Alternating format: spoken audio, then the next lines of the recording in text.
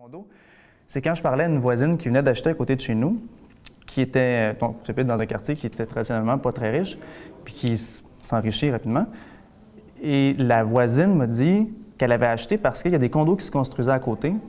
Et le fait qu'il y ait des condos qui se construisent à côté, elle se signalait. Elle a dit quand Samcon arrive, les coquerelles s'en vont. Samcon est un gros développeur de condos à Montréal. Puis ça lui donnait le signal que ça y est, le quartier venait de changer.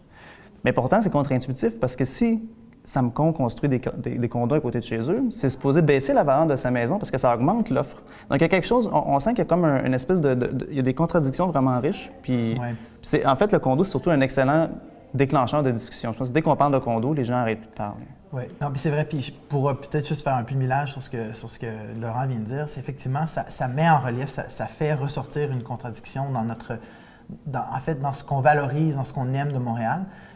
Parce que le condo, évidemment, comme dit Laurent, transforme le paysage urbain. On est habitué à Montréal d'avoir tous une entrée individuelle. Ça fait partie du langage montréalais. Qu'on vive dans un 3 étages ou dans un 2 étages, en général, on a tous une porte qui donne dehors. Le condo transforme ça et c'est pas une forme d'habitation qui s'apparente à la forme traditionnelle montréalaise. Et donc, pour beaucoup de gens, ça change leur conception de leur quartier.